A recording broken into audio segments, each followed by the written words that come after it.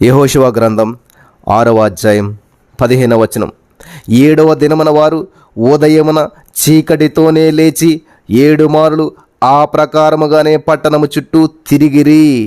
ఆ దినమున మాత్రమే వారు 7 మార్లు పట్టణము చుట్టూ తిరిగిరి. స్తోత్రం దేవా. ఈరోజు ఈ యొక్క వాక్యం ధ్యానిస్తూ ఉండగా నాతో మాట్లాడి ప్రతి వారికి వినగల చెవి గ్రహించడం అనుగ్రహించి విత్తబడిచిన వాక్యం వ్యర్థం కాకుండా ప్రతి హృదయంలో నాటబడి 30, 60, 100 1000 పంటను వారు చూసినట్లు చేసినందుకు వందనాలు.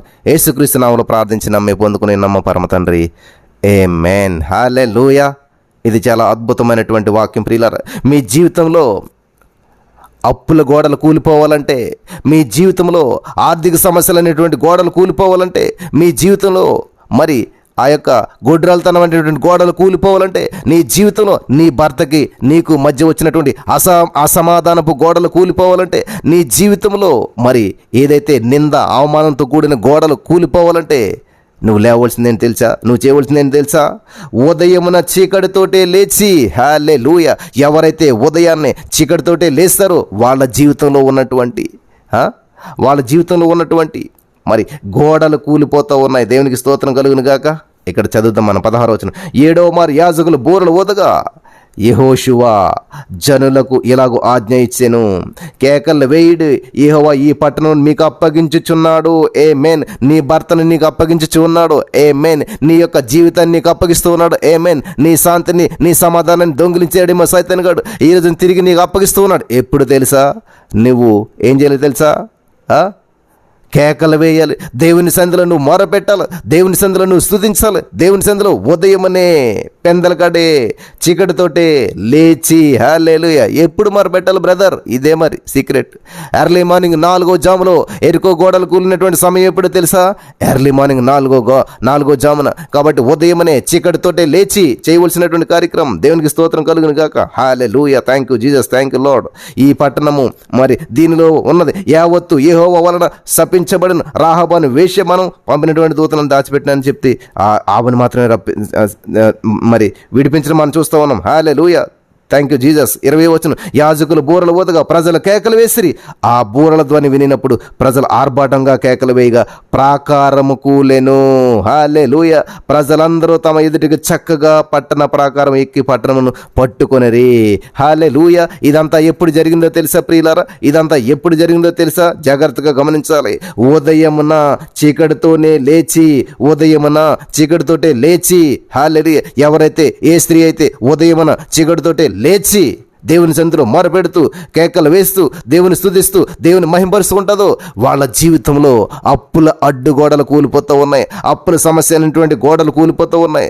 మరి ఆర్థిక సమస్యలు అనేటువంటి గోడలు కూలిపోతూ ఉన్నాయి. నీకు నీ భర్తకు వచ్చినటువంటి మిస్అండర్స్టాండింగ్ అనేటువంటి గోడలు కూలిపోతూ ఉన్నాయి. Hallelujah. In the name of Jesus, యేసుక్రీస్తు నామమును బట్టి నేను ప్రకటిస్తున్నాను. ఎవరైతే ఉదయమున చీకటితోటే లేచి ఈ 3:30 నుంచి 4:50 వరకు 3:30 to 4:50 వరకు ఎవరైతే దేవుని సన్నిధిలో మోకరించి 2 చేతుల పైకెత్తి మరి దేవుని స్తుతిస్తూ కేకలు వేస్తూ హల్లెలూయా మొరపెడుచు దేవుని సన్నిధిలో గడుపుతూ ఉన్నారు. వారి జీవితంలో ఉన్నటువంటి అప్పుల సమస్యలనే గోడలు, ఆర్థిక సమస్యలనే గోడలు, అనారోగ్య సమస్యలు అనేటువంటి గోడలు, మరి ఆ గొడ్రలతనం అనేటువంటి గోడలు, మిస్అండర్స్టాండింగ్ అనేటువంటి గోడలు, భార్యాభర్తల మధ్య ఉన్నటువంటి మరి ప్రతికూల పరిస్థితులు అనేటువంటి గోడలు, ఏదైతే మరి గ్యాప్ వచ్చిందో, ఏదైతే గోడగా నిలబడ్డదో యేసుక్రీస్తు నామములో మీరు ఉదయమున చీకటితో లేచి దేవుని సన్నిధిలో మొరపెడుతూ ఉండగా, దేవుని సన్నిధిలో స్తుతిస్తూ ఉండగా, మీరు దేవుని సన్నిధిలో బూరలు ఎత్తి అనగా మీ స్వరం ఎత్తి దేవునికి స్తోత్రం కలిగింది. యాజకులు బూరలు ఊదగా యెహోషువ జనులకి ఇలాగ ఆజ్ఞించింది, కేకలు వేయుడి, దేవునికి స్తోత్రం,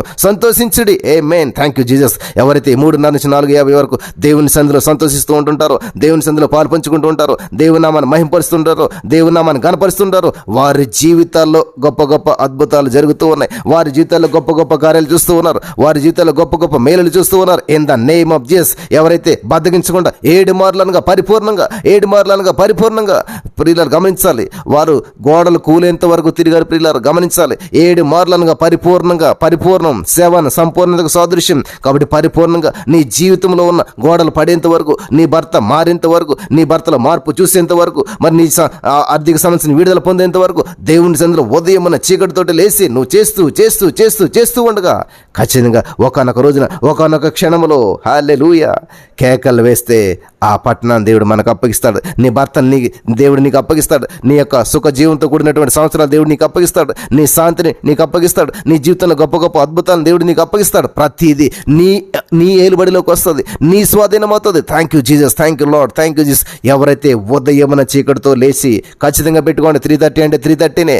నీకు ఇష్టం వచ్చినప్పుడు రావటం కాదు, నీకు ఇష్టం వచ్చిన జాబ్కి నీ ఇష్టం వచ్చినప్పుడు నువ్వు వెళ్ళవు, దేనికైనా సరే నీ ఇష్టం వచ్చినప్పటికి వెళ్ళవు. కానీ దేవుని అందులోకి మాత్రం నీకు ఇష్టం వచ్చినప్పుడు వస్తావు. ఏముందలే 3:30కి ఏముందలే, స్థుతిలే ఉంటుందిలే, 4 గంటలకు వెళ్దాం, 4 గంటలకు ఏముందలే, ఒప్పుకోలేలే, మనకు తెలిసిందేలే, 4:30కి వెళ్దాం. ఇటువంటి అశ్రద్ధతో మరి వస్తున్నారేమో. నీ దేవుడు నీ హోమందిరకు పోయినప్పుడు నీ ప్రవర్తన జాగ్రత్తగా చూసుకోమంటూ ఉన్నది. కాబట్టి మీరు ఎవరైతే శ్రద్ధగా పనిచేవారు ఏలుబడి చేస్తారంట. నీ కుటుంబాన్ని వేలుబడి చేయాలన్నా, నీకున్న సమస్యలను వేలుబడి చేయాలన్నా, నీ జీవితంలో నేను ఏలుబడి చేస్తున్న ప్రతి బంధకాలను నువ్వు ఏలుబడి చేయాలంటే శ్రద్ధతో పనిచేయాలి, ఆసక్తితో పనిచేయాలి. ఆసక్తి విషయంలో మాంద్యులు కావద్దని దేవుని వాక్యం సెలవిస్తుంది. మరి ఎవరైతే ఉదయమనే